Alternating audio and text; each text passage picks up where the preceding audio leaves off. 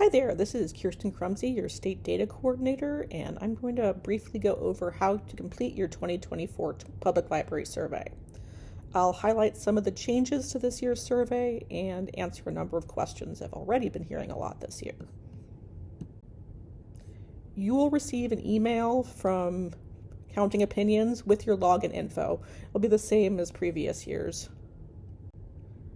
Written instructions for the survey with the official definitions for all questions will be available on the Counting Opinions homepage. This survey is only asking for data from January 1st, 2024 through December 31st, 2024. So we don't want anything from 2023. We don't want anything in the last month or so either. When you first log into Counting Opinions, you'll immediately be able to click Enter to access your library survey. Many fields in the survey will be pre-populated with data from years prior. Things like address, phone number, and other geographic information can't be deleted. These fields are grayed out so you can't input new information.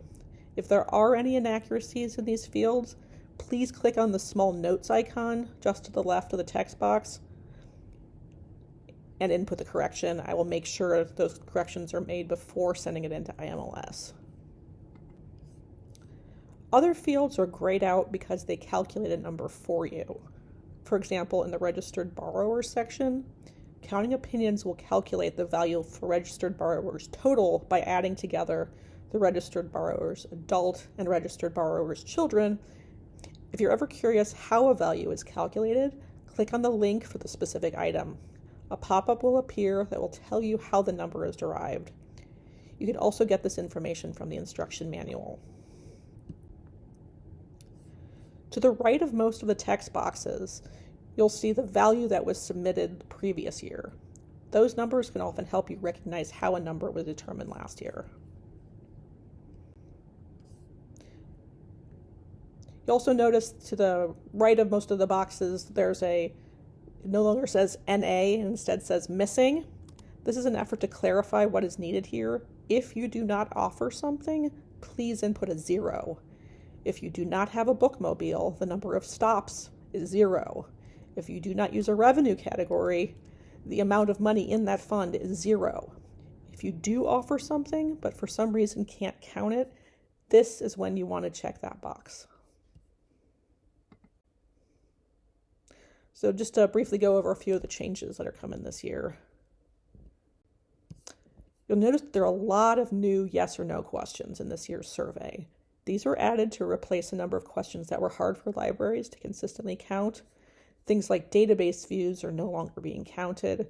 We're also not counting ebook holdings, and instead are asking how those materials are provided to your libraries. There's also a change in how we count electronic materials circulations. For the first time, there's a category for e-journals. I know I've gotten requests for that in the past. And now just a few quick frequently asked questions. This is one I heard a lot about over the last year. People have been asking where to count Library Speakers Consortium program attendees. Unfortunately, you can't. In the survey, this is a database. Your library is not putting on the programs, so you can't count the users as attendees. And just a reminder, it may seem like take and make or grab and go kits, along with other passive programming, could potentially fall under asynchronous programs. Unfortunately, this section is only for online recorded programs. While fantastic services, passive programs do not fit under any category in the current public library survey. I would encourage any libraries that offer these services to show the data locally and potentially mention them in the things you're proud of section of the survey, but yeah, unfortunately they just don't count, at least in the numbers. So as usual, when you're finished with your survey, you click Verify or Submit/Lock. This will trigger the review of your survey by the system and may yield a series of edit checks.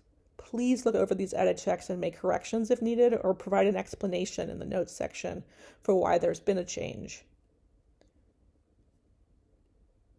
Speaking of verifying numbers, when inputting salaries under 5.9, please either provide only whole dollar amounts or be sure to input the dot before cents. Last year we had a bunch of libraries reporting salaries in the millions. When inputting fiscal amounts in sections 10 and 11, please only report whole dollar amounts.